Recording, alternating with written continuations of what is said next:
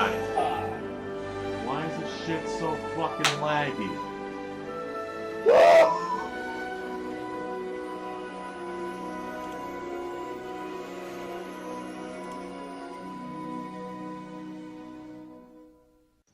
Hello everybody, I'm 64 Beastie Man, and today I got a special treat for you.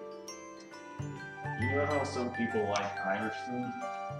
They especially love the Irish cuisine. Well, today I'm going to show you some easy steps how you can make your own Irish omelet. So first things first, we're going to get a potato this size and we're going to put it in a bowl. Then with a fork, we're going to mash it up. Don't worry about that. Sometimes that will happen when you try to mash these things. Just put them back in the bowl, continue on with them. If they're refrigerated, don't worry. All it takes is a little bit more force in order to put these things down.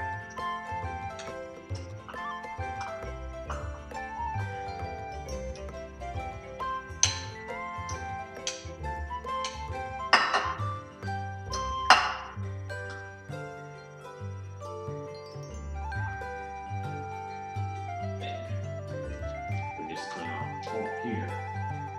What's next up? We're going to use our eggs.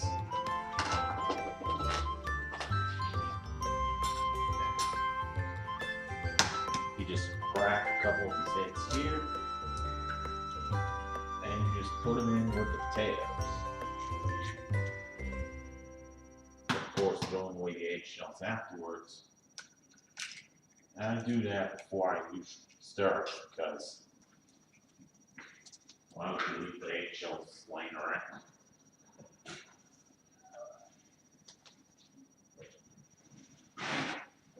And then I'll just give this a quick stir to help the potatoes mix into the eggs here.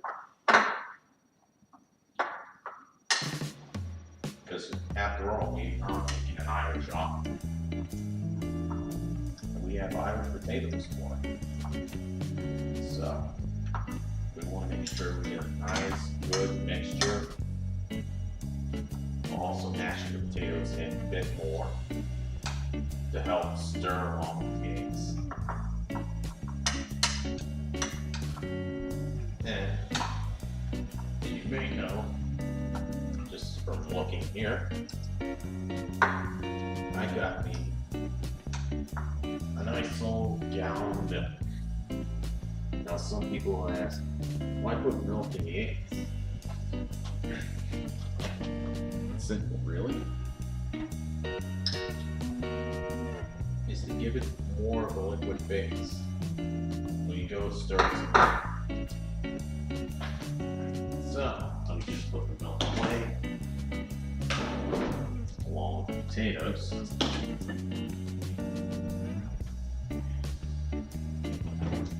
Nice and there, rich. So when we have to cook the potatoes again some other time.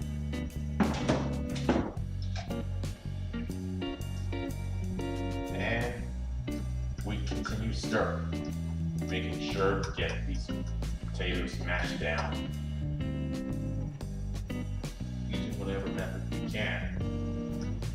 If some of them don't mash, just use your fingers and they'll mash up pretty nicely. And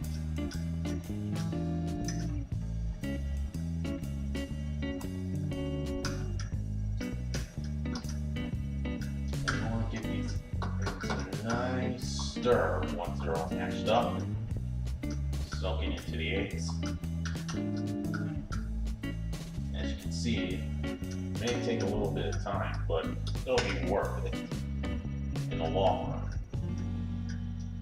And then while we're doing that, we cut up our corned beef. Now, as you may know, I only have one slice and a butter knife to do it with. Yeah, I know. Some people are going to say, you need a carving knife for that. Well, guess what? This thing, corned beef, is a pretty easily cut piece of beef. So I think you're going to be fine when it comes to that. So just be careful.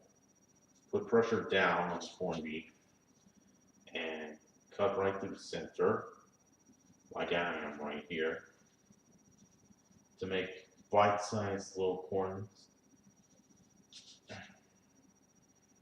for when we make our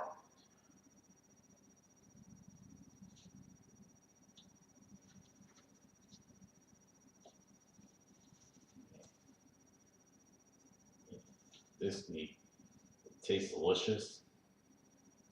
And I'll bet you $20 that when you have this omelet, it'll taste nice and delicious as well. Corned beef, people. What the Irish have for meat. Alright, and through the magic of cooking editing, we now have the eggs all scrambled up with the mashed potato and the milk. And we are now ready to move on to putting butter in the pan. As you can see, you want to put about this much in the pan. And you can use whatever type of butter you want. For me, I use country crock butter because it gives the best taste to me personally when I go to eat the food. And I know you can use spray butter and all that to help food not stick to the pan. And then we want to turn the flames on. Now I am operating on a gas stove here, so the flames will be bright and showing.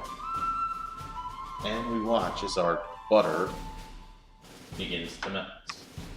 As you can see over the flame, butter will become so hot that it'll melt. And you want to spread it around all over the pan, like so, just to make sure that nothing sticks to it when we go to add our next ingredient, and that is the cut up pieces of our Irish meat, the corned beef. So as you can see, I'm moving the butter all around, making sure to get the edges too, just so nothing sticks. Now I know they do have non-stick pans for this kind of cooking, but fuck it. If you can use the old butter trick, this thing is guaranteed not to stick. Okay, so we cooked the pan enough, so now we just watch that butter melt on there, as so.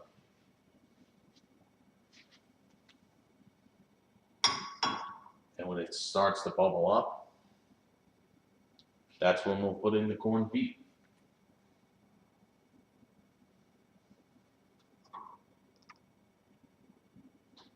Okay, so the butter is melting at a gradual rate. I'm just going to chop it up with a spatula so that it melts quicker.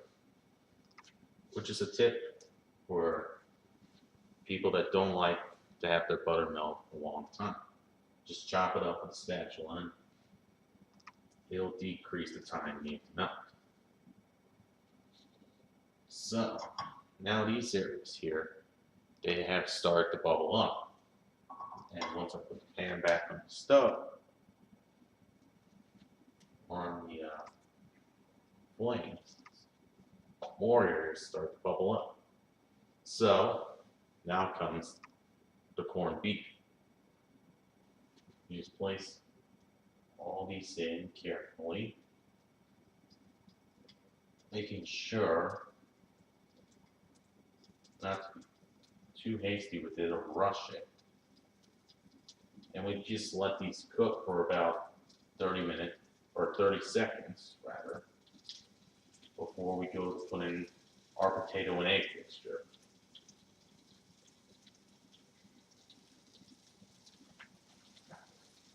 Now, corned beef cooks rather easily, so you shouldn't have a problem cooking this if you're making it on its own. give it about 5 more seconds here, and then we'll put in our eggs. Okay, so next up, when you got all that out of the way, it's time for the mixture to come. Now don't worry, there's going to be still quite a few bumps in it, because the potatoes, you can't mash them perfectly, but it's excusable for what we're going to do. So once the eggs are inside, we just give it about a minute, minute and a half on one side before we go to flip them over, and then cook the other side. What you want to do, get rid of some of that yolk. Just take your spatula and push some of the eggs back into the center so that the yolks have a place to run to.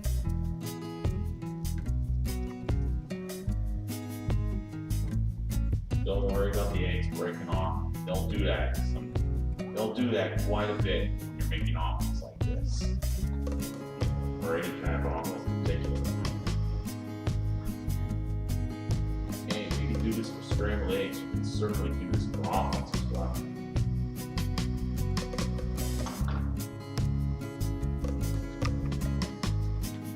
So there we go. Clean off our spatula and fork over here. Grab it out with your hands, because we'll be tasting the omelet once it's finished.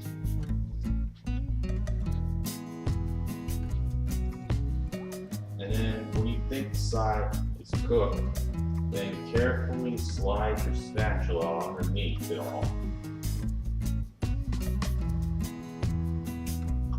And realize that there was still some yolk left to be cooked, so just leave it on for a bit longer so that it has time to seep in and harden up.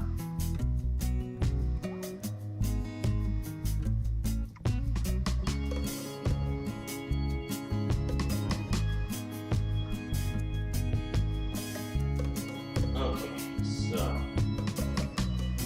once you're certain that the eggs are ready to flip, just go ahead and don't do what I did, let the eggs break off. And you just flip the eggs over on the other side in order to give them some more cooking time. Now this omelet does come out to be quite a mess for me, but like I said, it's excusable.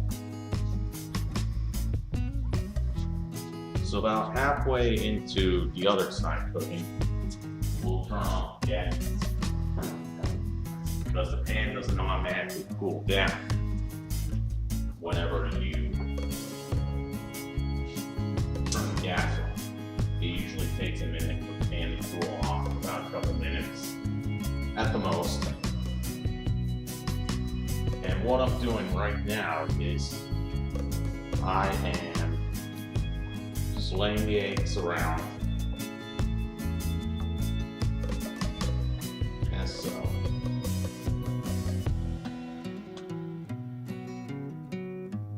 And once this thing is cooled off and finished cooking, then we just put it on a plate. We put our pan and spatula in the sink as well. And as you can see, bringing it up to you, our omelet is done. So let's go to the other room. Let's have ourselves a little taste test. Okay, so now that we have our Irish omelet, it's time to taste and see how we did. As you can see here, here's the omelet with mashed potatoes, eggs, and corned beef. Now, of course, some people will say, well, why don't you use cabbage and something like that? Because the cabbage is pretty watery. Some of the water will run into the eggs and the omelet if you try to cook it that way. But either way, bombs up.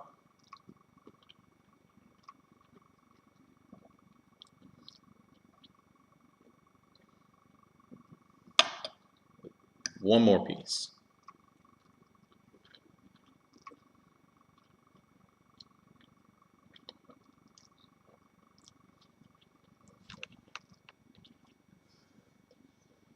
This omelet is pretty delicious. I like how you have your usual meat inside the omelet, and I like the way the mashed potatoes fits well into the stirred eggs that we scrambled up. So for all you Irish food lovers out there, here's a dish you can make right in your own home. The Irish omelet.